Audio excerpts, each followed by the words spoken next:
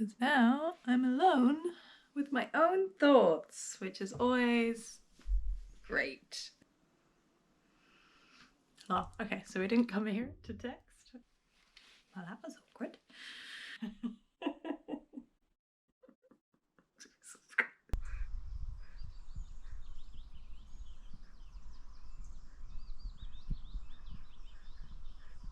Thank you for joining me.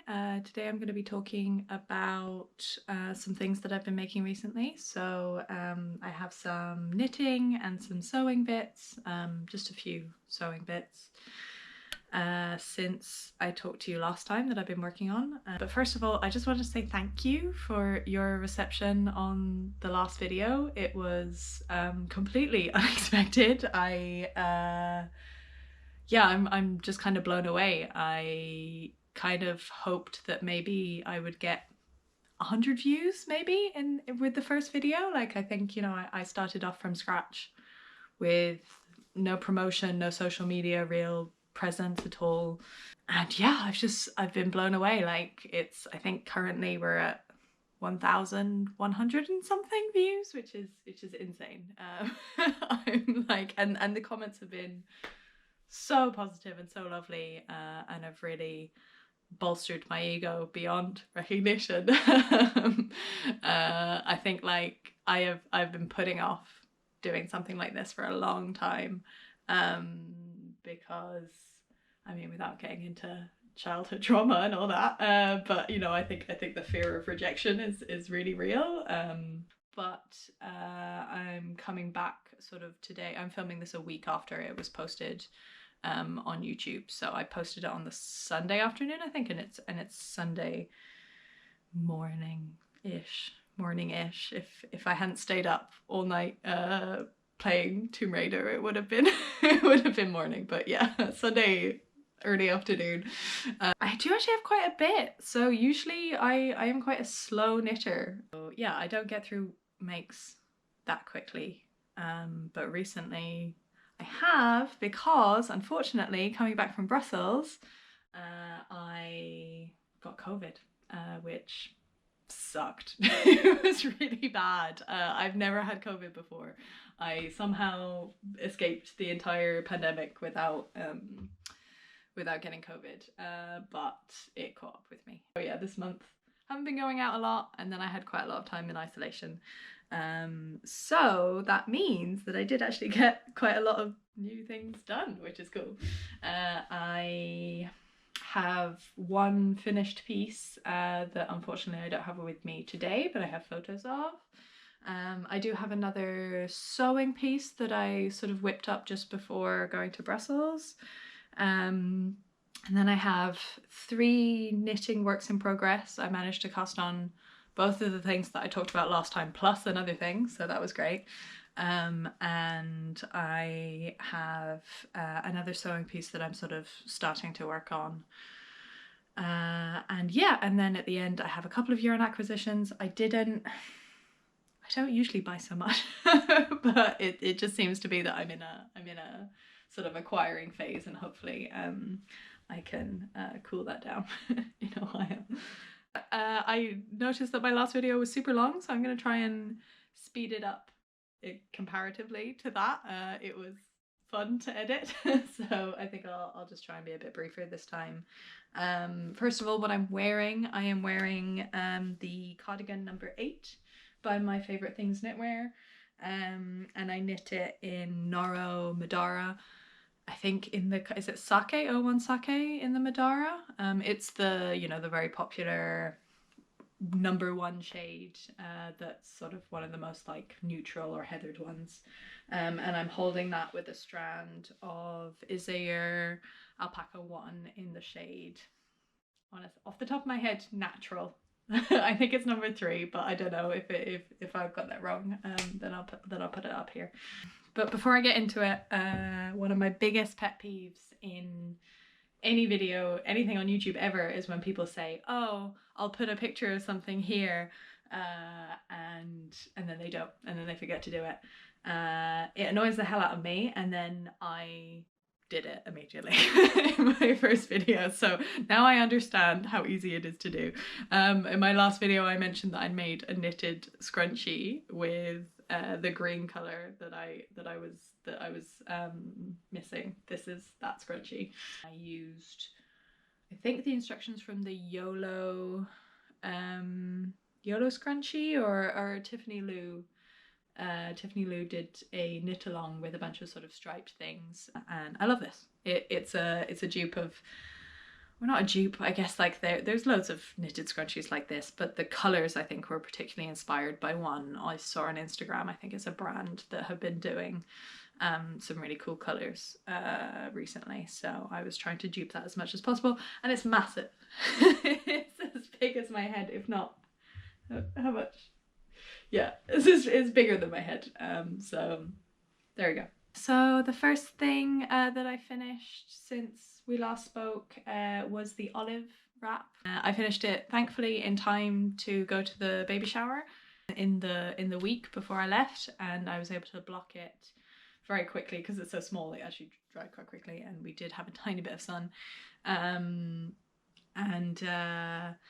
And yeah, I was able to sort of wrap it up and gift it and bring it to Brussels with me for the baby shower, which was great. I'll put a finished image here somewhere because I gifted it. I don't have it with me. But yeah, knitting experience. It was a lot of knitting for such a tiny baby cardigan.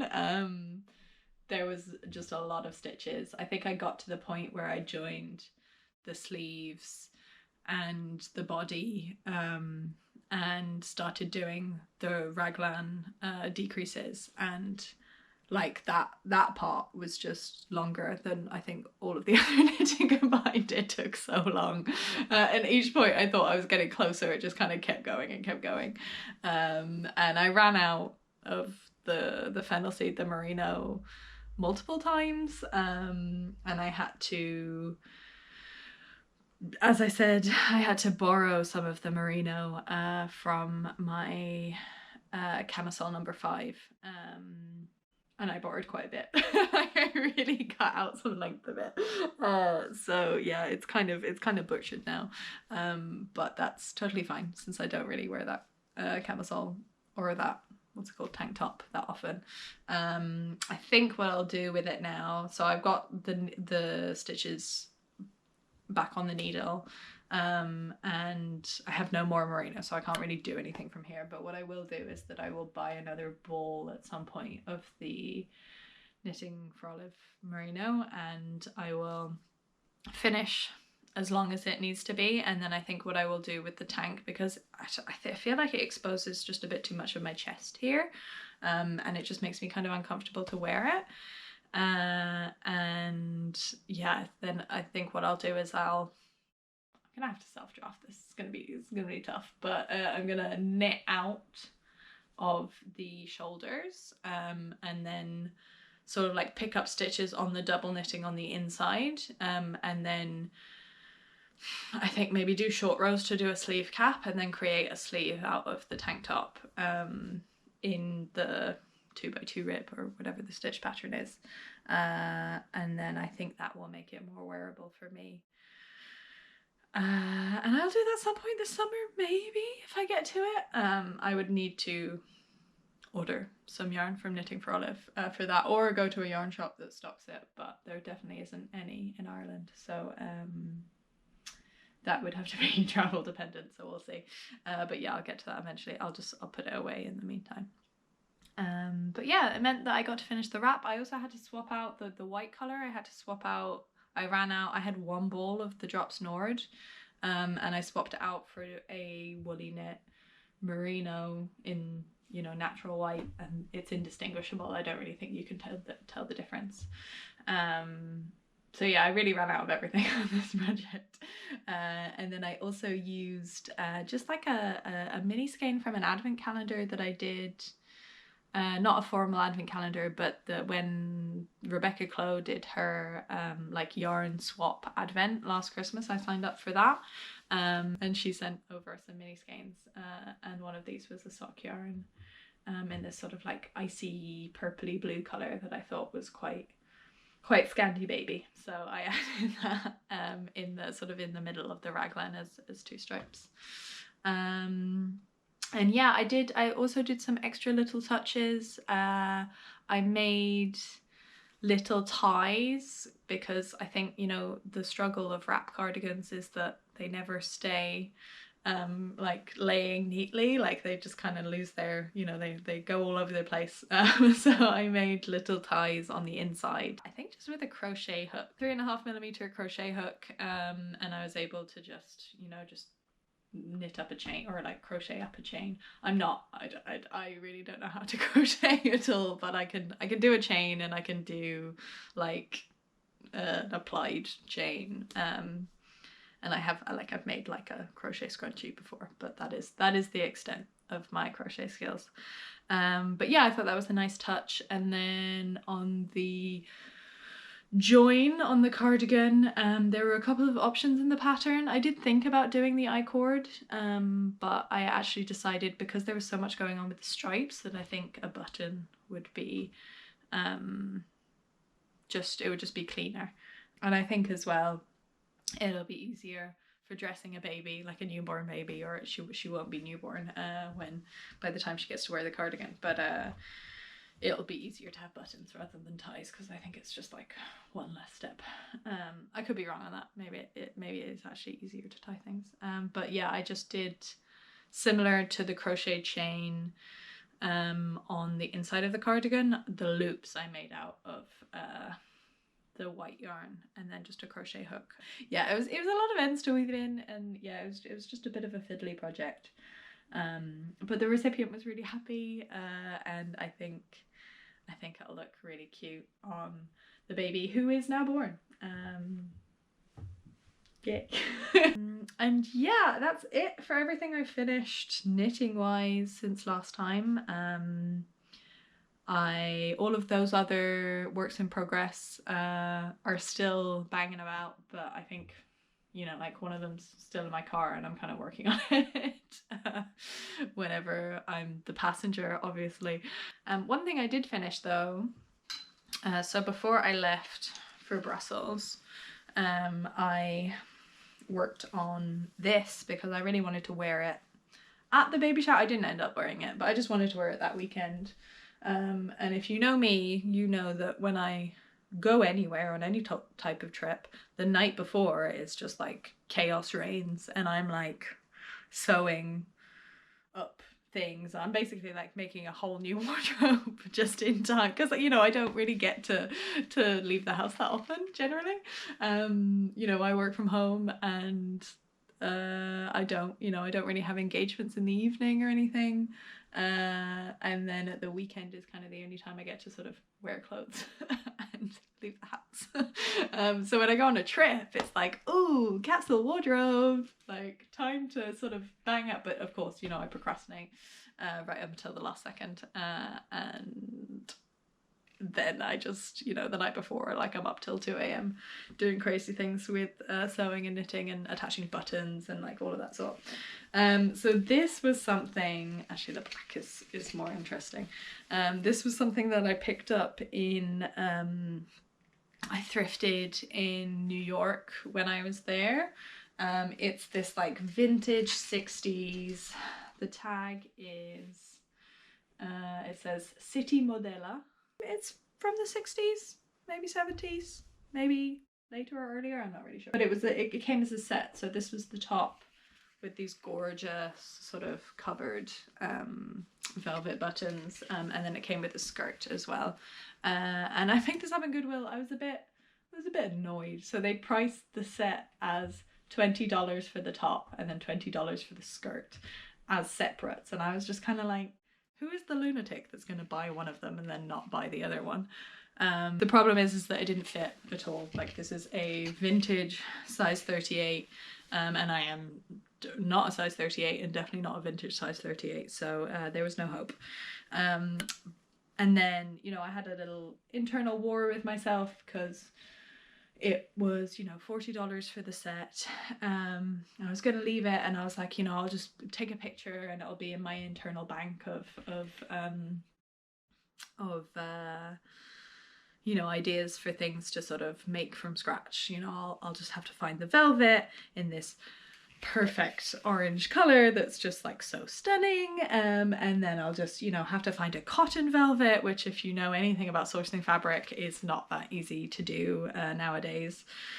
I've really struggled to find any cotton velvet, certainly any that's affordable, and I was just kind of thinking, I was like, Jesus, like it's not unfeasible that if I found the cotton velvet, it would be at least $20 a yard, if not $40 or whatever. So I just kind of felt like I should just grab it. It would be the kind of thing that would haunt me.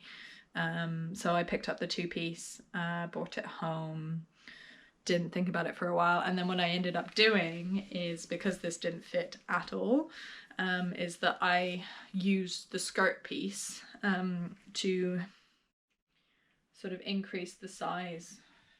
What angle is best here? Increase the size at the side seams. So I opened up the side seam here in the velvet. The armpits here are lined, so I opened up the lining there. And then I used panels from the skirt to sort of increase the size of the garment. And it's mostly invisible. I mean, there's some things I think that I would need to, like, it probably needs an iron. But yeah, I added that panel, sewed it all back up again, had to redo the lining at the armpits, and then it was a lot of understitching, a lot of, you know, trying to get it to lay flat. It's still not perfect. Again, I still haven't really ironed it, so I can do that at some point. And yeah, and now it fits mostly great. So it fits if I wear it from the front the way it's supposed to be worn, but then the way I'd kind of intended it to be worn was, because these buttons are just so 60s and so cute, I actually kind of wanted to wear it this way, but the problem is that I didn't enlarge it enough for me to do that and not have weird, it doesn't quite close over my boobs, and that's fine with the darts on the front, but it's not fine if you wear it from the back. So what I did instead is that I've just sort of worn it as like a waistcoat over a white t-shirt, and I've just done up the top button because I think that looks the best. And yeah, maybe I can try it on for you now and you can kind of see what I'm talking about. Hopefully with some editing magic this will all go away. So this is the way I wore it on the trip. So I had it sort of just open from the front like this, just with the one button done up, and then I also had like a little pendant in like a gold pendant that was sort of coming down here, so it just hit at that point there, and it looked really cute. And then the other way that I will probably maybe wear it in the future, but I would also wear it from the front, and you can kind of see like I can then do up the buttons at the back, and then the darts actually help it get across my bust. Yeah, that's kind of the second way that I could wear it. I haven't done up the buttons, but you kind of get the idea. And yeah, I think it's really sweet. What I might do in the future is that I might sort of go back and redo some of this paneling and add a bit more space and maybe add a dart. Then I could actually wear it from the other side as a proper waistcoat, rather than just the top button under done up. But and then I have loads of the fabric from the skirt left. I will probably reuse that for something else. I might not make another garment out of it, but I think, you know, it would make a really cute cushion, or something like that. It's just that color of orange I'm obsessed with, so I want to use it as many places as possible, and I think it would be a lovely pop of color somewhere in the house. And yeah, I don't know how people feel about taking vintage pieces and then editing them. I've seen a lot of discourse online about people taking clothes that are bigger and then making them smaller to fit smaller bodies, and I think people are generally quite critical just because of the lack of availability of larger sort of vintage items or older items, or even, you know, like thrift store items in larger sizes. And I completely understand that. I also think this is a bit different in that I'm taking 2 pieces and turning it into one that fits a larger body. So I don't know, is that ethical? You tell me. And be as conscientious as possible when it comes to thrifting, but I think at the end of the day, there's so much clothing that anything that you take out of diverting from landfill, that's the word I'm trying to get at, anything that you take out is kind of good. I'm a bit worried about the weather. I had to stop filming earlier because it started tracking it down with rain. This weather, it's been driving us crazy. Like, it's sunny for about 10 minutes, or like, you know, we're like, oh, it's a beautiful day, and then we can go out and do some gardening or take the dogs out or do this or do that, and then I'll start moving stuff outside, and then it'll just out of nowhere just chuck with rain. And it's been doing that on and off all weekend. It rained all the way through last night as well. I've got these dust sheets that I've hung out on the line from when I was painting some wardrobes. And I've hung them out on the line so that they can dry out so that I can fold them up, and I swear to God they've been on the line for like a week, because each time I go to take them off the line because they're dry, it starts raining again and then they're soaked. So Ireland, get your shit together. Moving on to things that I've been working on recently. I cast on the 2 things that I was talking about last time. So the first thing is the Sanna cardigan, which is attempting to be a dupe of a Simone rocha, or multiple Simone rocha cardigans that I've seen online. I would love to recreate. So I haven't gotten that far enough. I think for lace, I'm pretty impressed with myself. This was really good to cast on whilst I had COVID, because I was able to sort of just fully focus on the knitting rather than try and do 2 things at once and then sort of not have enough energy for it. And then I did have a few really nice days whilst I was, you know, out sick and not working and not doing anything, and it was really sunny outside, and I was able to set up with the dogs and just work on this and soak in the sun and try and feel better. And so this is what I have so far. I did what I was talking about last time, so I wanted to create a scalloped hem with the bottom ribbing, and to do that I would have needed to do a tubular cast on, and then do short rows, and then do a bunch of things immediately as I was casting on. And so I thought, let's not do that. Let's do a provisional cast on instead, and then I can knit down. So this is upside down, but I can knit down from when I finished it, and then sort of do the ribbing from there. And so I just did a crochet provisional cast on with a bit of waste yarn. I did do it on the plain as I said I would, and I spent most of the like hour and a half of the plane ride just doing the cast on, so I didn't get very far. But yeah, I did the provisional cast on before starting the garter rows, and then I've now done, let's see, 2 of the motifs. So in the Sanna cardigan there's 2 different types of sort of lace motifs, like there's like motif A and motif B, and then I've done, I think it's better actually when I hold it up in front of the light, so I've done the first one and then the second one. The second one is a lot longer than the first one, and these are the body stitches, so it's quite a lot of stitches. And yeah, I stopped at this point because I've just finished motif B, and then this is when you move on to motif A, that's the point where you start splitting for sleeves, or so you start sort of like creating the sleeve gaps, and I think I just didn't have I just couldn't bring myself to do it, the mental energy at that point. And I also made it harder for myself, of course I did, because I was between two sizes. I was choosing between two sizes. Sorry, I'm all tangled up here. I think I was between maybe the M and the L. I knew my swatch was maybe a stitch bigger. And I just tend to knit bigger than the swatch. And so I wanted positive ease, but it felt like the M was maybe not quite enough positive ease. I've noticed from Rebecca Clow, her patterns, or like the way that she grades, I think the intended positive ease is a lot smaller than like the Scandi designers, like My Favorite Things Knitwear or Petite Knit. I think she likes things a bit closer to the body.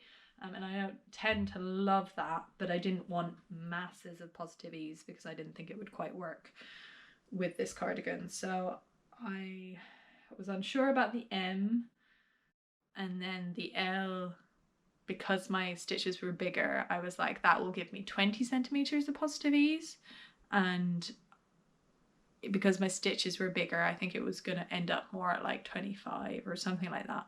I don't know. It was just maybe just a bit too much. So I tried to split the difference, and it was a dumb idea because I noticed that the difference in stitch counts for the body are, you know, in increments of the repeat. So the repeat is usually across 8 stitches, and that's what all these stitch markers are. The repeat is across those 8 stitches, and I noticed that there was a difference of two repeats between the two sizes, and so I was like, oh, so easy. What I'll do is I'll just add 1 repeat to the smaller size, and then I'll be in between the two. But then I got to this point and I realized that means that that means I have an odd number of repeats, or at least compared to what it was in the pattern. And it means when I'm trying to sort of divide this evenly to do sleeves, I'll have to change the location of that, because otherwise I'll have one side that's bigger than the other. So thank you, past me. That was dumb. But it's fine, I'll figure it out. I'll probably just have to move all of the stitches over a bit. But yeah, I just didn't quite have the headspace to do that yet.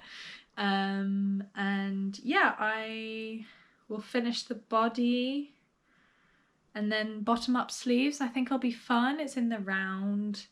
I do kind of love doing a bottom up sleeve because it just kind of means that you can just it's not attached to your project, so you don't have to keep turning it.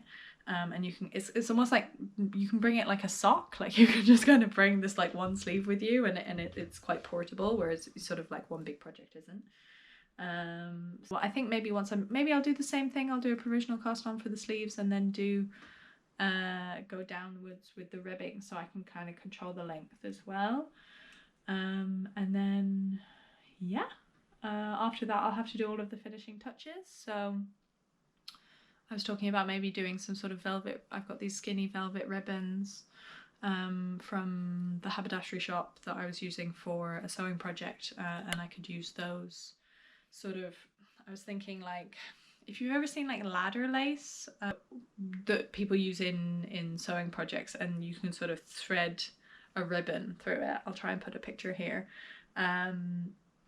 You can thread a ribbon through it, and then it creates like a really nice decorative piece on, you know, like a blouse or a dress or something. It's kind of what I'm imagining with this lace, that I could just use it as like replacement ladder lace, and then thread a ribbon through it, and then do that sort of decorative beading that I was talking about. Yeah, I'm really excited for those styling elements, but I think it'll be a minute, because yeah, lace takes a while.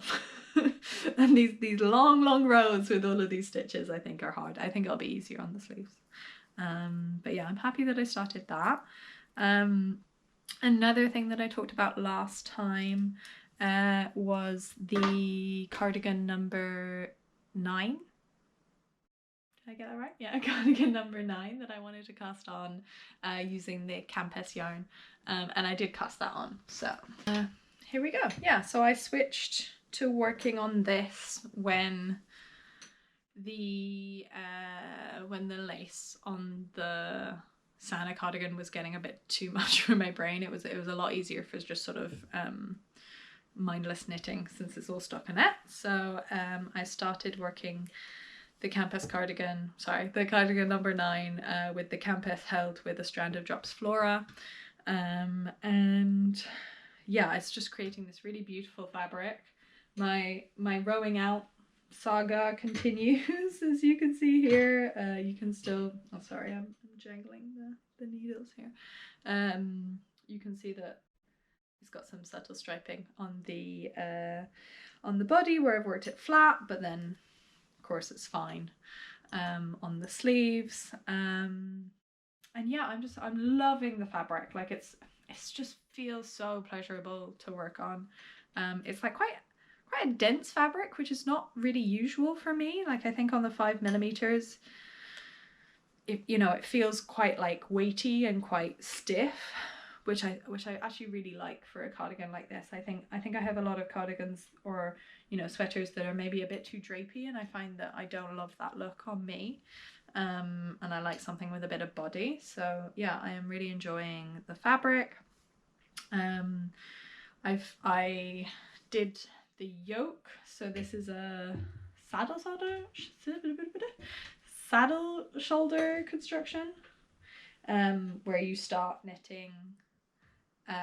You knit these sort of flat, these sort of panels here, and then you sort of pick up along here and here, and you knit sort of, I think it's like first you knit the back piece and then you knit the front pieces out of those shoulder panels, and then once that's done you sort of join at the body. And I'd gotten to that point and I'd done a couple like a couple of rows with the body all joined together before I ran out of my second ball of yarn, and I thought that was a good time to move on to the sleeves, just because I'm playing yarn chicken again. Of course I am. So I have this is what I have currently. This has to fit this. I have to finish the sleeve with this. So I did one sleeve with 1/2 ball of 100-gram skein because I couldn't wind up the whole skein onto one ball. My yarn winder isn't big enough. And then I am, oh my god, I am this much of the way through the second sleeve, so I have maybe like a third again. I don't know, because you're doing decreases. And yeah, I need to get all of it out of this ball because otherwise I'm definitely not gonna have enough.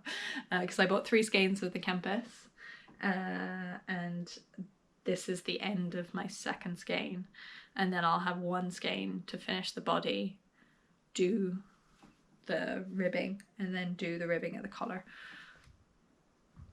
Don't know if that's going to be enough. I keep doing that. Why did I buy 3? Like I should have just bought 4. They weren't that expensive. They were 89 kroner, so about €8. Yeah, maybe about €8.20 per ball. I could have just bought another one, and now it's impossible to get. Not impossible to get, as I'll show you later, but yeah, I just don't want to make a whole other order just for 1 skein. So I'm really hoping I can get it out of what I have left. For reference, that's everything I have left. The flora I have loads of. I bought 5 balls of that, so I should have loads. And really, if worse comes to worse, I can just hold the flora double and do maybe the ribbing or maybe the collar in the other color, but there is a color difference, so I think that'll look quite obvious, and I'm really hoping I don't have to do that. But this might be another short cardigan. One day I'll stop doing this to myself. And then did I make any changes?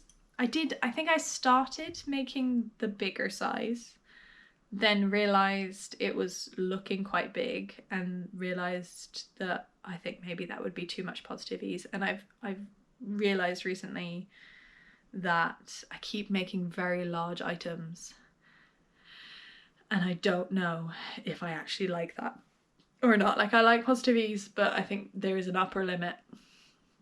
And I also think this will bloom quite a bit. So after doing, and also when you kind of start a cardigan, like start a sweater or a cardigan, the differences between the stitches aren't that big.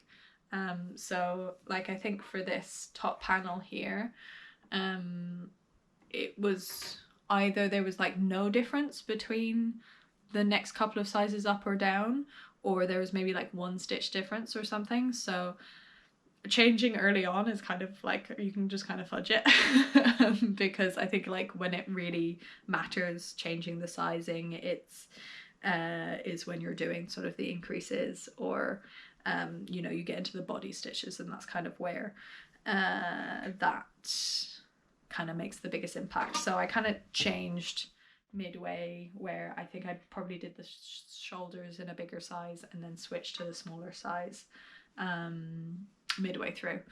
I think, again, I think maybe now I'm knitting the size M, and I think I started with the L. And with the sleeves, these sleeves look quite short, but they're not actually that short. I did do, so with this one it's kind of like an equal number of decreases, so you do it every X number of rows the whole way along until you get to the end. And then I found that when I was doing that, I guess my row gauge was quite long. So by the time I got to, you know, like 2 number of decreases before the end, I knew I wasn't gonna, you know, I was already at the intended length. I think it was like 34 centimeters or something, so I wasn't going to be able to keep doing decreases as described in the pattern. So I started doing them at a quicker rate before I got to the end, and then at the very end I did just a row of like decreases every 3 stitches, I think, or something like that. Just knit two togethers, and then that creates this little, I just wanted a smaller cuff. I also knew that would help me with yarn chicken, in the, if I just put less stitches into it. I don't think it looks great off, but then I think when you put it on, hold for stripping. There we go. Yeah, when you put it on, I think it looks quite nice. And then it's quite short on the hand right now. I don't love that, but I think it will block out, hopefully, and I can still kind of sort of pull it over my hands. And I've also noticed a lot with a lot of the things I've been making recently is that they keep, the sleeves are a bit too long, they keep getting in the way, I keep folding them up. So I think this will be good for something that I want to use really as like a workhorse cardigan. And yeah, as I was saying, it didn't look like it on the sleeve, but I am actually quite far along on the sleeve length on this side, if I would stop throwing around my needles and making that really annoying noise. So yeah, so I'll finish off the sleeves and then go back to the body, and then probably try and strategically stop. And it looks really short when you look at how many rows I've done, but because the arm side is so long, I actually don't think I'll need that much more fabric. I don't know. This is me being delusional about the amount of yarn that I have left.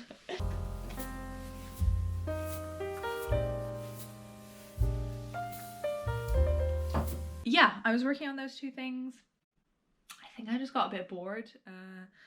In quarantine, I was knitting on those things. What else did I do in isolation? I downloaded Tomb Raider Remastered on the Switch and got really into playing that. I'm on game 2, if you're interested now. I'm sort of midway through that game, and that's been super fun. I was also watching a lot of YouTube, a scary amount of YouTube.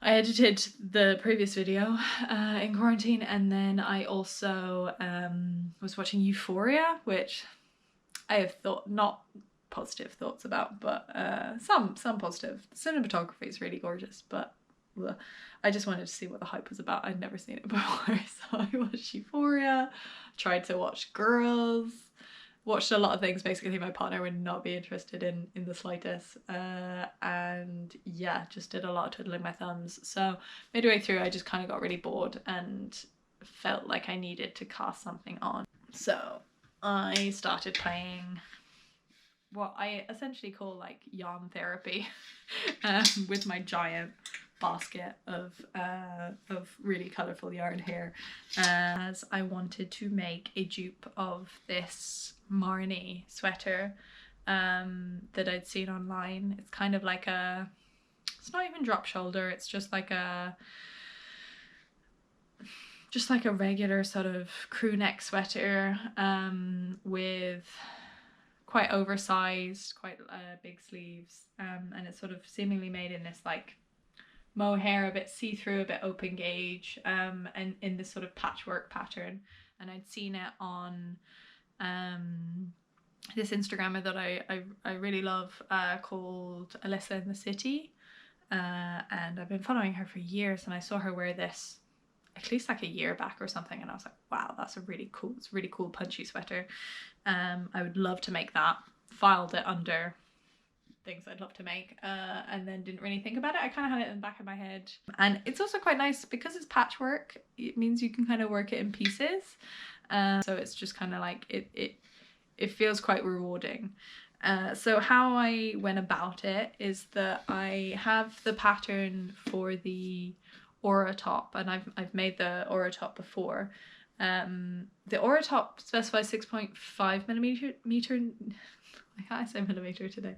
6.5 millimeter needles, and I don't have, I think in Europe you can't get a 6.5. At least I've never seen one. So I used a 7 for that. And I did the smaller size, again, I think like a medium. And I had quite a big body, but then quite small sleeves, and so I knew all of that. Also, the difference with the aura top is that it's like a boat neck, and in the inspiration I was going for, it was more of a crew neck. So I knew all of that going in. This time I decided to do a oh yeah, sorry, and then the aura top is 1 strand of mohair. I knew I wanted a kind of thicker, I didn't want it to be too transparent because I feel like you'd lose the color play.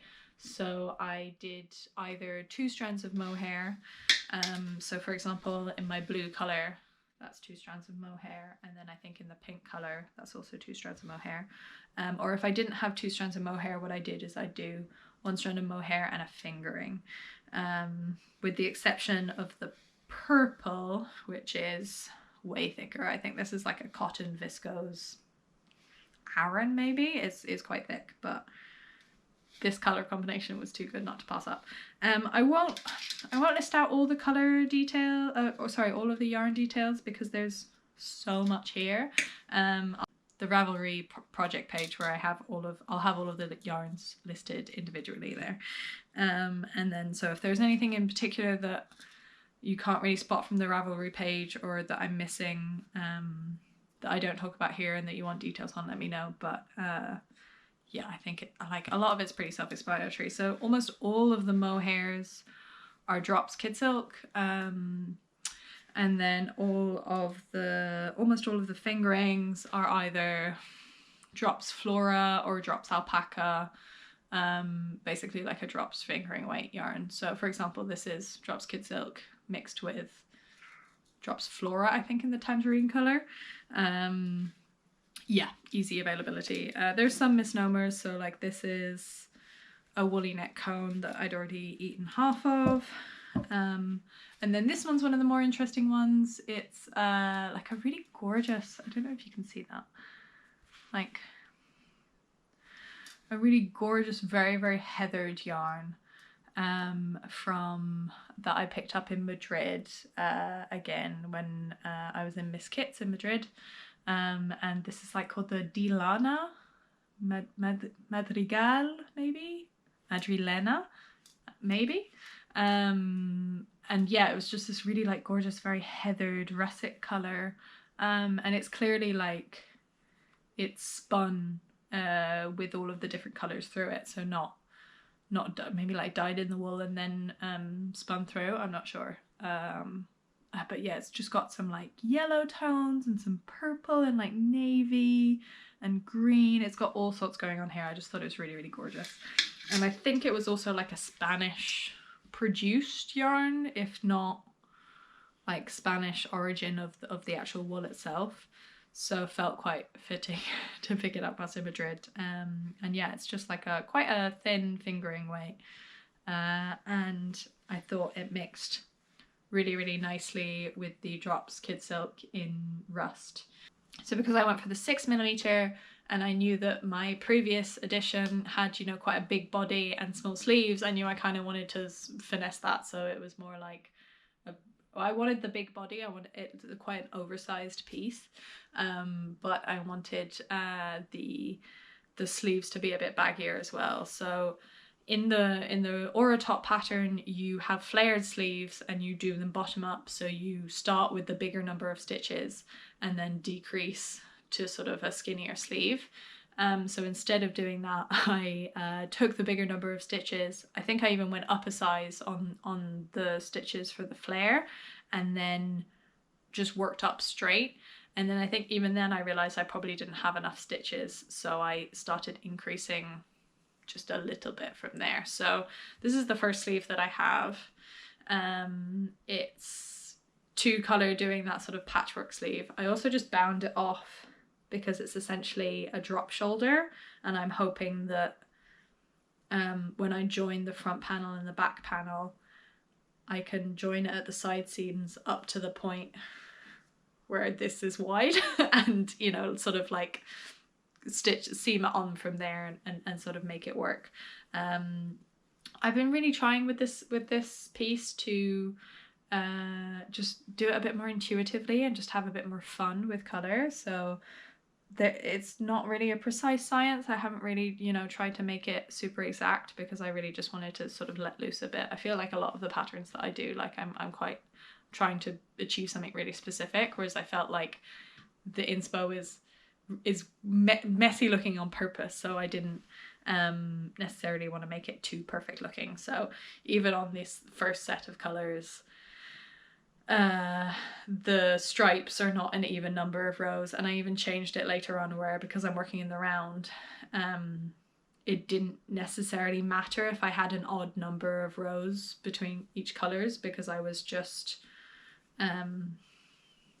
carrying the yarn up on the inside and you arrive back at the same point. But later on I'm working flat, so I couldn't do that, and then I had to switch to an even number of rows. Or I could have like cut the yarn each time, but I also wanted to, as much as possible, minimize the number of ends to weave in, because I knew that wouldn't be fun later on. So yeah, so this is the first sleeve. Instead of switching colors here and just moving on, I also bound off and then picked back up in the new color. And I did that because in the inspo there's these sort of like black cross sort of stitches where they've supposedly like seamed the thing together. I think it's probably seamed a different way, but that they're just kind of decorative, and I wanted to do that and have sort of some stability on the seam, and wanted it to not look so seamless. It did actually, my pickup is actually quite neat, so I don't know if I achieved that, but yeah. So this is the first sleeve. I will actually end up having to redo this bit because I changed my mind on the blue colour, because here is the side panel, and as you can see, they're different blues. So yeah, so I've done this side panel here. I'm half of the way done, about half, yeah, with a second sleeve. Yeah, about half. I'm not sure about the length, honestly. Like, I think I might have to come back and redo it later. I also might want to add in some more increases and make it just a bit baggier here. I don't know. But I'm just going to kind of keep working and changing things as I go to sort of make it work, rather than stressing about it, getting it right the first time each time. So yeah, so halfway done on this sleeve. The nice thing is it works up so quickly, like it's 6mm needles and it just kind of flies off. And because it's stripes, you know, you're just going.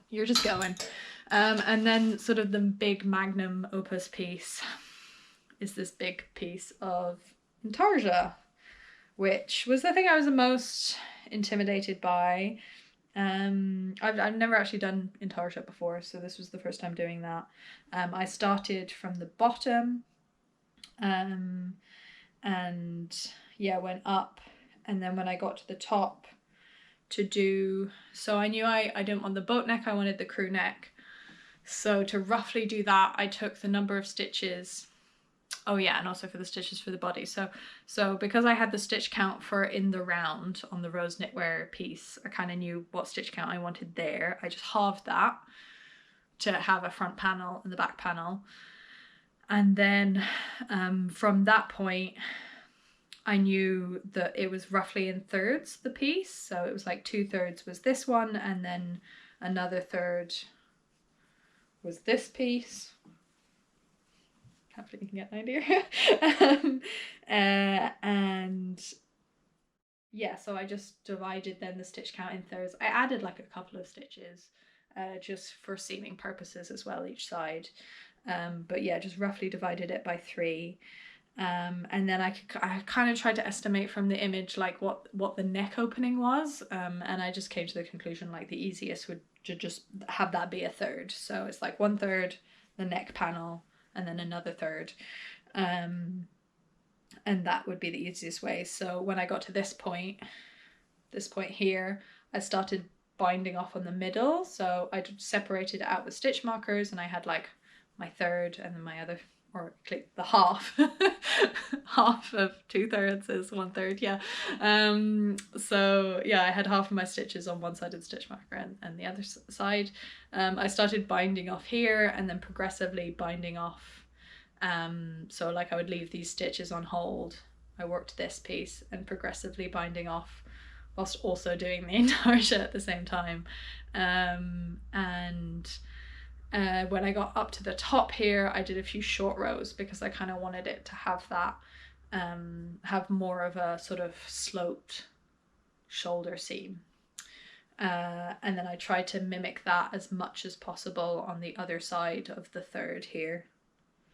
And I did the same thing then on those stitches that I put on hold. I bound off, but then I didn't do any of the short rows because I don't know how I would have done it, and also I don't know. It's not an exact science. So we'll figure it out when it comes to seaming. It might look a bit janky, but I think that's kind of the point.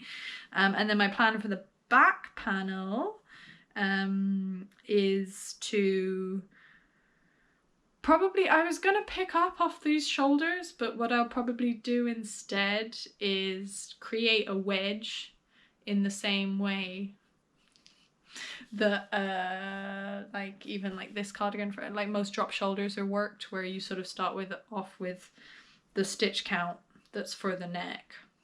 I'll start off with that stitch count and then work back and forth and do increases on each side until it becomes a wedge, until I've increased out to the number of stitches for the whole back panel, and then later on I'll seam that. I may have to maybe increase the, oh god, I may have to increase the rate of increases because I think these short rows, I don't think the slant is as much. Let's be honest, I don't really know how shoulder shaping works, but I'll figure it out. And yeah, I think I'll do the full back piece in one go, because I could. So the back piece it's like one side red and then another side in a sort of like camel color, and it's pretty much split down the middle. No, I think it's in thirds again. Oh, maybe it's a bit off center. Anyway, I could have done those two pieces separately and then seen them, but I think I will just probably do intarsia again, because then I think that'll be my, like, once I finish that sleeve, that'll be the last thing to do, and it's a lot more knitting than all of this has been. So I think if I just brute force my way through it on that one big thing, then it'll be fine. Yeah, and then the intarsia, I'm really happy about how it turned out. Like there's some sort of like longer legs of stitches here that you can see, like it's not perfect. I also did it too long, because if you can see on the inspo, there needs to be another panel down here of, no, I've lost my other sleeve. Yeah, no, it's gone. There needs to be another panel down here of that sort of blue, pink and orange colorway, and I just don't, like, before it gets ridiculously long, like I don't have enough space to do it. So I think what I'll do is I'll probably pick up midway through this diamond, because I don't want to lose all of my hard work, but still like remove some of that length there. Pick up along here, and then I'll have this, and sorry, knit down, and then I'll have this extra flap, but I could just steek it off. So I'll just do a couple of rows with, sorry, a couple of like lines of stitching with my sewing machine, and then just cut it. I've done it before, it works pretty well. I can always felt it, or I think as well, like with this like quite woolly content mohair, and it's pretty much all wool, I think it shouldn't budge too much. So that's my plan. I'll try and put an image as well, or maybe I already have, of sort of these pieces side by side so you can get a better idea. But yeah, I'm really happy with how it's coming along. I'm excited for the finished piece. It's definitely taken over. Like I feel like I haven't put a lot of work into those other things since I've been working on this, because the colors are so fun. Like they're just so fun. So yeah, so this has definitely become the focus. But once I'm done with the knitting portion, at least, of all of this, then I'll probably move back over to my other pieces. And then one final thing that I worked on whilst in isolation, excuse me, so this is essentially just a massive piece of fabric. This is 2 meters of a gingham, yeah, like a very small gingham cotton that it's 100% cotton. I find that, again, in Ireland, I find it really hard to, or even in the UK, like it's really hard to find a gingham that's not a poly cotton. I think because of the way that they make gingham, is that what it's called? The warp and the weft. It's really easy to do one out of the polyester. I don't know. I'd read something like that somewhere, that gingham is quite popularly made with poly in a poly cotton for that reason. So I find that it's really hard to find ginghams or checks, and I love ginghams and checks. I find that it's really hard to find them in 100% natural material, so either in linen or cotton. So I picked this up in France, this fabric, when I was there. I picked it up like 2 years ago now, so it was a while ago. There's a fabric shop in Nice, sort of in just outside of like the main touristy bit, down some of the back roads. There's I forget the name of it now. Maybe it's like Toto Tissu maybe, and this was very reasonable. It was like 10 euros a meter. So I thought this was really reasonable. I picked up 2 meters of this, didn't have a plan. And then recently I saw a video by Rosie Caldwell. I've actually tested one of her sewing patterns before. She had made this smocked skirt, or a smock. It was actually a full bodice dress, and then she had a smocked panel, like a drop waist on the skirt. And I saw that video a while back, and then something just clicked. Like, this fabric just looks really similar. It's not, I think hers is navy and white. This is definitely black and white. But yeah, I was just like, I love that idea. And I started smocking it. And the advantage of smocking gingham is that it has like an inbuilt, so when you do smocking, I'll try and link maybe some instructional video somewhere. I've only done it maybe like once or twice before, but when you do smocking by hand anyway, you sort of draw dots on the fabric that are easily spaced, and then you sort of like guide your needle through, kind of like a running stitch, and then across a long sort of width of fabric, you sort of gather that up with the thread, and then you do that multiple times down the fabric, and then you pull it all to one side, and it becomes a super evenly, it has to be really evenly spaced bit of gathering, and then from there you embroider it so that you can then cut out the threads later. You can also get like a smocking machine or like a pleater machine, and I'd love one of those. It would definitely save a lot of work, but I have just done it by hand so far. And the lovely thing about smocking gingham is that you don't have to draw any of the dots, because usually everything is sort of spaced out evenly enough that you can sort of just do it by eye of like, oh, so like X number of gingham squares or whatever, then I would put my needle in. Did this whilst watching a lot of Euphoria. Just went in and gathered with all of these like mess of threads all the way along the fabric, and then pulled it taut. And then my next step is to embroider along here and sort of create that smocking design. My hope, so this is 2 meters of fabric. I think I'm using it, I think this is the length, and this is sort of like the top edge. So I'm definitely going against the grain, which is bad. But I was using the length, so this is 2 meters gathered up in here, and I was hoping it would go all the way around, not even my waist but my hips, so like my hip measurement being sort of the biggest, and then I would create a drop waist skirt up from there, with, you know, this like keeping this sort of like selvage edge here as like the edge, and then just sort of superimposing it over the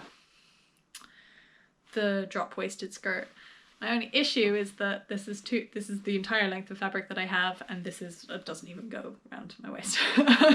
So I've done all of the smocking here, but then I also started to do it here on the other side. So it's a really tedious process, right? Because you're like really regularly hand sewing across 2 meters of fabric, and then you're doing it. I did it like 6 times, and then once you gather all of that up, so I'll have on each, I think the width is quite big. And so my plan to get the most out of this is that I'll smock it on both ends, make sure that I have enough for the waist, then probably cut it down the middle, so that I held it up against myself, and I'll have just enough length for like a midi skirt. And I'll probably do a like a turn up, instead of sort of like rolling it on itself, because then you lose length. I will use another fabric to sort of do a turnover hem, and then sew that down. And then what I also will need to do is leave some of this out, some of the stuff on each side, so that I can cut a strip of fabric to be able to do that waist drop in the fashion fabric, and then I'll probably have to do a lining, so that in a different fabric again, so that I think that this is really, really light, and probably install a zip. And yeah, have that sort of drop waisted round. That's my plan. I'm a long way off. Smocking takes ages, and I'm not terribly motivated to do hand sewing a lot anymore. So this one might be a bit long in the nose, but yeah, it was a good distraction whilst I was going out of my mind in isolation. And then just quickly, I wanted to go through some of the things that I acquired. So last time I talked about how much I was in love with Kampes, and I said that I made another order. I did make another order. I harassed a lady in Sweden, basically, because I could only find one website that would deliver to me, or elsewhere in Europe. So a lot of the Swedish websites that carried Kampes they will ship internally, and maybe sometimes they ship to sort of Denmark or Norway, but they I haven't seen them go further than that. And if you know a website, I don't know, let me know. But I really, really struggled, and kind of decided, I was like, oh, I'm gonna have to go back to Sweden basically to get this yarn in different colors. But one day I was like, no, I'm gonna find something. And I stumbled across this website called ullboden.se, and they had a really good selection, and they shipped seemingly. It was like a flat fee, which I didn't quite believe at first. It was like €9 or maybe 900 Swedish kroner. just like flat fee for shipping. And I was like, Jesus, that's good, because if you've ever tried to ship anything out of Ireland, like our on post, our domestic service is really expensive. So like even shipping to the UK, minimum you're spending €20 basically. So I was like, I don't quite trust this. This seems really cheap, but flat fee rest of the world, €9.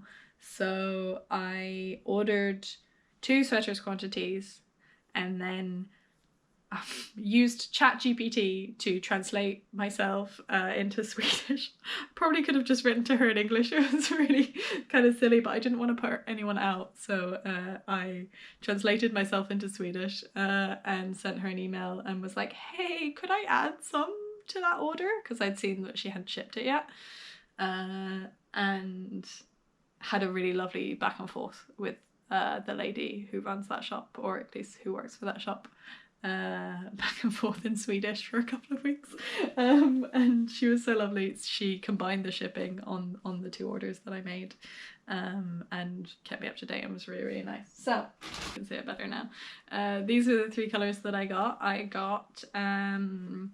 This one is ljusgrå, light gray.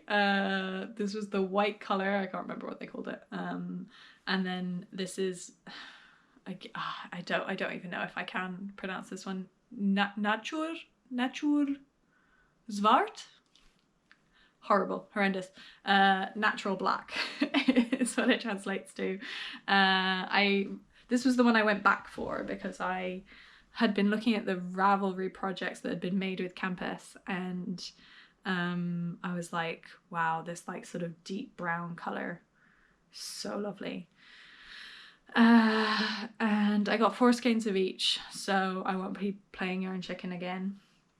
I got the light grey one because I hoped, and I was correct, that it would be like a warm enough light, because they didn't seem to have any sort of like undyed, I mean, I guess it depends on the sheep, right?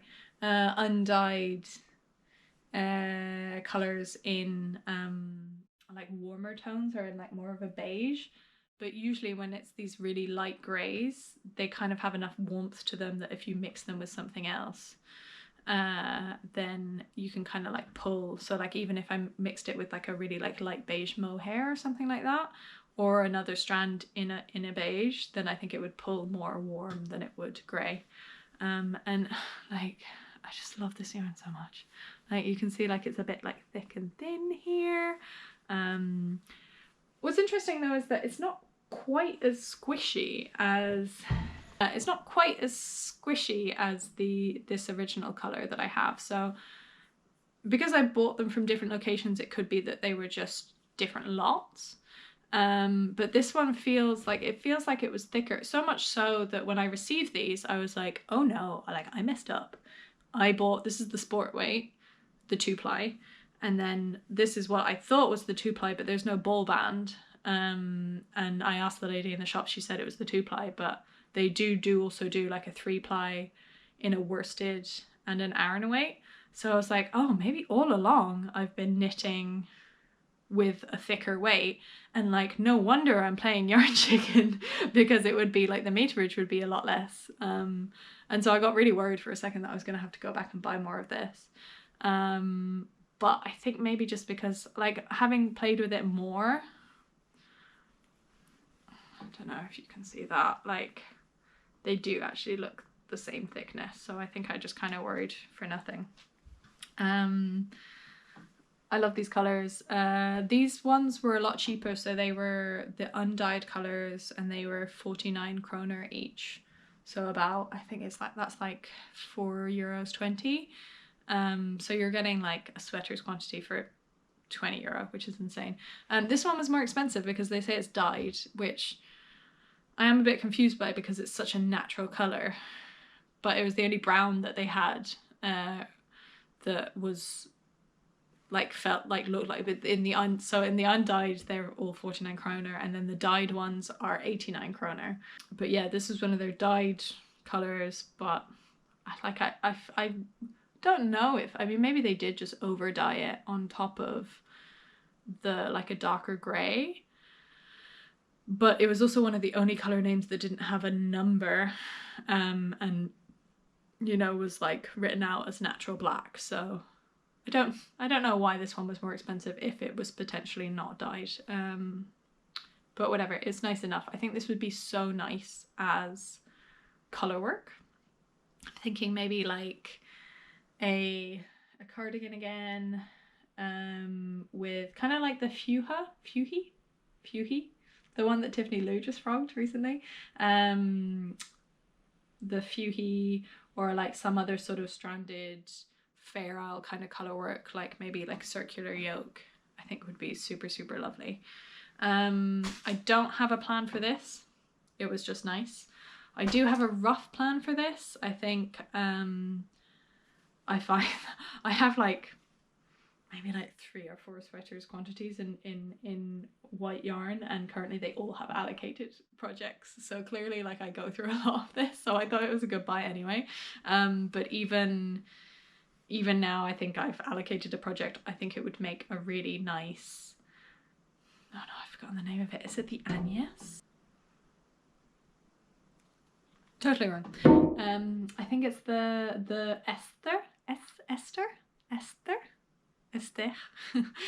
the Esther jacket, by Petite Knit. I think this held with another strand again, then of fingering, kind of like I've done with the cardigan number 9. I think that would be a really lovely workhorse piece. There's this Instagrammer that I follow, I think her name's, again I'm going to butcher it, Mia Gelber maybe.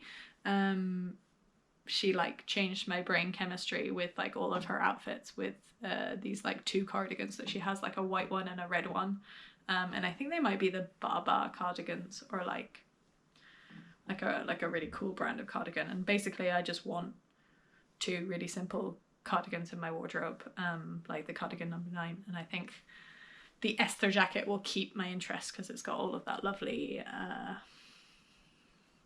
stitch pattern going on in it. And I was watching Marlene Knits, and she has a really, really nice one. So yeah, I will probably cast that on in the autumn, maybe. But I have a Ravelry queue as long as my arm, so maybe not so soon. I will try and get through these sweater quantities, and then maybe I'll pick up more Kampes in the future. I just love it. Like, I think it's the perfect type of rustic for me. And I'm enjoying, I mean, we'll see how it holds up when I wear it, right? The cardigan number 9, but sorry, it's down here. That's why I'm looking down there. But if, I don't know, like maybe if it pills loads, I doubt it will. It's super rustic. I just, it's so squishy. Ah!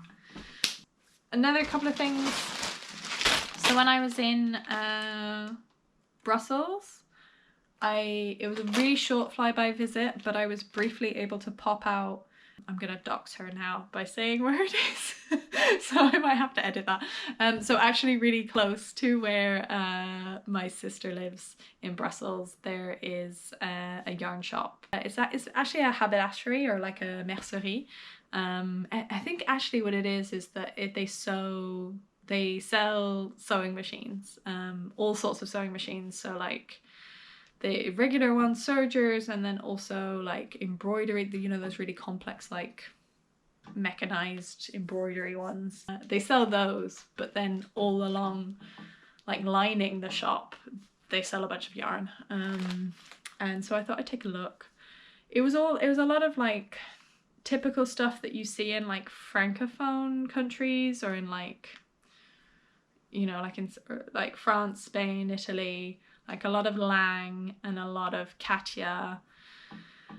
And sometimes I find that lang is a bit overpriced for what it is. Katia can be alright, it depends. But it wasn't, none of it was really groundbreaking. But I did pick up a few bits just cause. It's the Rico design. Oh yeah, Rico is another one that they sell a lot in that part of Europe, I find. It's the Rico Essentials Super Kid Mohair Silk. That's wordy. Super Kid Mohair Silk. And it was just such a like bright crazy color that I was just like, I'll make something out of that. I think it would make like a really cool, like, I don't know, maybe a hat or some kind of accessory. It was the one thing that kind of like drew me in the shop. Relatively expensive. It was like 10-11 euro maybe, which is why I only bought one, and I didn't think of sort of making something specific with it. And then the second thing I bought, I kind of regret now. I think I got a bit frazzled. I was there with my sister, and it was a really quiet shop, and the man that worked in the shop was there, and he was kind of like asking us questions, and I was just kind of like, let's just like pick some things and get out. Like I didn't feel super at ease, and I felt like I was holding up my sister, who was just kind of like waiting for me in this yarn shop and doesn't have any interest in knitting. So I kind of panicked. I bought this. I don't know if I like it. Having now seen the project pages of people having knit with it, so it's a sock yarn, and people have knit socks with it, and it makes quite a nice self-striping fabric, but I don't know, like, do I like these colours? They're a bit... so it's the Move Wool Addicts Lang yarns, in the colour 006, I believe. 00006, so many O's. And it's superwash. Oh, it's merino. Okay, so 75% merino and then 25% polyamide. So quite a soft sock yarn. Not as like rustic as that Regia that I was using last time. Yeah, I'll put it in my sock stash. I might gift it, or I might make socks and then gift those. I don't know if these are really me. But that's what happens when you panic in a yarn shop. And yeah, and again, this was like maybe 15 or 12 euro. Relatively expensive for something that I don't love, but it's too late now. And then last but not least, I just made an order on the Wool Wagon website. I made a drops order. Sorry, the noise. Because I needed a full quantity of drops flora. I had one ball and I needed the rest of it for the cardigan number 9. And then I took the opportunity then to pick up some colours for the Marni sweater that I'm making, and then also just some other ones randomly. So the curry, the rust, and the lavender colour are all new in. And then just because I wanted to try it, I picked up the what's this, dark green colour, because I'd never used their dark green before, and I find like it's so hard to tell online that sometimes you just need to buy a ball to see it in real life, to see if it will match with your project. So I'm sure I will use this at some point. It will go into my bag of coloured mohairs. I picked up this pink because in the alpaca, because it just looked really nice. Like it's such like a bubblegum pink. I might make something with this in the future. I thought maybe these could go together in something, but maybe not. I don't know. We'll see. Just good to have. Like, they were reduced to less than €2 for this ball, so for 100% alpaca, and I do really love the drops alpaca. Like it's very soft. And then finally, they only had 2 of them left, and I think they're going to restock before the sale's over, so I might go back and get more. This is the cotton merino by Drops.